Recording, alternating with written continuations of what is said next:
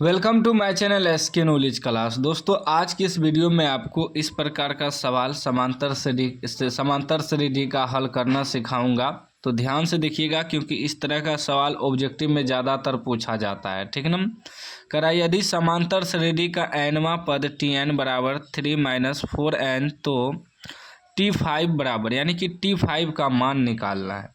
Option भी दिया है -17, 17, 20, -20। ठीक ना। तो देखिए, इसमें मैं आपको दो तरीका बताऊंगा। ठीक ना। तो जो भी दोनों तरीका आपको अच्छा लगेगा, दोनों में से उस तरीका को आप अपना के सवाल को हल कर सकते हैं। ठीक ना। देखिए, हमें क्या दिया है कि टी एन को ए एन भी लिख सकते हैं। ए एन लिखिए या टी एन लिखिए, ठीक है ना, दोनों बराबर है। टी एन बराबर दिया है 3 - 4n। इस तरह के सवाल में हम क्या करते हैं कि अपने मन से, अगर इसमें n लगा हुआ है कहीं भी दोनों में से, तो n बराबर अपने मन से 1, 2, 3, 4 इस प्रकार रख सकते हैं। ठीक ना। 1, 2, 3, 4, 5, 6 जहाँ तक रखना है, लेकिन खास करके एपी यानी कि समांतर श्रेणी में 4 वर्ड ही लिखा जाता है, 4 तक ही लिखा जाता है। ठीक ना। तो 4 तक रख सकते हैं, क्योंकि 4 तक लिखने के बाद ना सारा चीज़ निकल जाता है। सार्वधातुक भी निकल जाता है, एपी प्रथम पद भी निकल जाता है, एपी भी निकल जाता है इसी में। क्योंकि कहीं कहीं एपी कहता है निकालने, कहीं सार्वधातुक कहता है निकालने, इस तरह के सवाल में। इसमें कह रहा है कि 5वां पद निकालने के लिए, तभी तो यहाँ T5 लिखा हुआ है। ठीक ना। तो इस तरह के सवाल अगर दे आपको, ठीक ना, तो n बराबर 1, 2, 3, 4 आपको अपने मन से रखना है। तो अब सबसे पहले n बराबर 1 रखते हैं। 1 रखेंगे तो क्या हो जाएगा, यहाँ हो जाएगा 3 - 4। 1 रखे हुए हैं ना, तो n की जगह 1 रखेंगे। ठीक ना। तो क्या हो जाएगा, 3 घटा 4 1 4, तो कितना निकलेगा -1। उसके बाद n बराबर 2 रखेंगे। ठीक। तो 3 घटा 4 गुना n की जगह 2 रखना है, बराबर क्या हो जाएगा, ये 3 घटा 4 दूनी 8। 3 में 60 घटेगा -5। फिर n बराबर क्या करेंगे, 3 रखेंगे। ठीक। तो क्या हो जाएगा, 3 घटा 4, n की जगह क्या रखना है, 3, बराबर कितना हो जाएगा, 3 घटा 4 3 12, कितना बचेगा -9। उसके बाद n बराबर 4 रखेंगे। ठीक ना। तो क्या हो जाएगा, 3 घटा 4 गुना 4, n की जगह 4 रख रहे हैं, बराबर हो जाएगा 3 घटा 4 चौके 16, कितना हो जाएगा,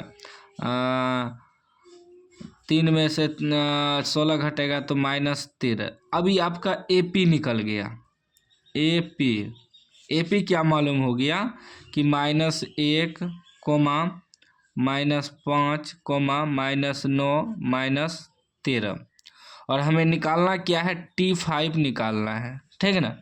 तो अब हमें एपी में प्रथम पद यानी कि ए मालूम क्या हो गया, -1। ठीक। उसके बाद सार्वधातुक यानी कि डी कैसे निकलेगा, दूसरा पद में से पहला पद घटा देंगे, 5 में घटा देंगे -1। ठीक। कितना हो जाएगा, -5, आई माइनस माइनस +1, यानी कि 4 में से 5 घटेगा तो -4 आपका डी निकल गया। और n बराबर कितना रखना है, 5 रखना है। ठीक है ना, तभी तो Tn दिया है।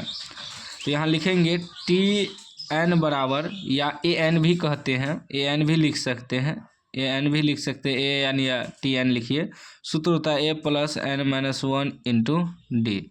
तो यहाँ लिखेंगे T5, क्योंकि T5 निकालना है। ए कितना आपका -1 प्लस n कितना है, n की जगह 5 रखेंगे, -1 × डी कितना है, -4 है। ठीक ना।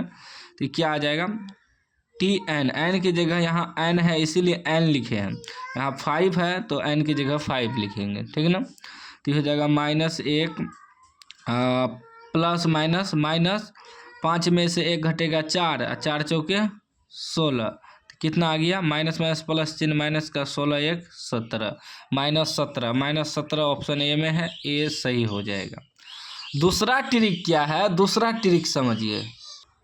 दूसरा ट्रिक जो है थोड़ा आसान है। हमें क्या दिया है, Tn बराबर क्या दिया है कि 3 - 4n। ठीक है ना। हमें क्या निकालना है, T5। तो यहाँ देखिए, यहाँ n है इसीलिए यहाँ n लगा हुआ है। ठीक ना। यहाँ 5 है तो यहाँ 5 लगा देंगे। अब की बार 3 - 4 गुना यहाँ n है तो n लगा हुआ है, यहाँ 5 है तो यहाँ 5 लगा देंगे n की जगह। कितना हो जाएगा, 3 घटा 4 पंचे 20, 3 में से 20 घटेगा -17 आया। ऐसे भी आपका आंसर आ जाएगा -17, ऑप्शन ए। ठीक ना। तो आप लॉन्ग विधि निकालिए या शॉर्ट विधि निकालिए। अगर इस तरीका का सवाल दे तो इस शॉर्ट तरीका को अपनाने से आपको बेहतर समय मिलेगा, बहुत जल्द आप सॉल्व कर पाएंगे। ठीक ना। तो यही ट्रिक अपनाइएगा। हम लॉन्ग विधि से भी बता दिए और शॉर्ट विधि से बता दिए। आपको कौन सा विधि अच्छा लगा आप लोग बताइएगा, फर्स्ट विधि या सेकेंड विधि। ठीक ना। आंसर वहीं जाएगा आपका। ठीक ना। अगर इसी में अगर यहाँ कर देता 10वां निकालने के लिए, यहाँ T10 दे देगा तो सेम यही रहेगा, Tn = 3 - 4n, और T10 का देगा निकालने तो बस यही n की जगह 10 रख देंगे, गुना करके आंसर निकाल देंगे। तो आप लोग बताइएगा कमेंट बॉक्स में आपको कौन सा विधि अच्छा लगा, फर्स्ट विधि या सेकेंड विधि, क्योंकि सेकेंड विधि बहुत जल्द बन जाता है। ठीक ना।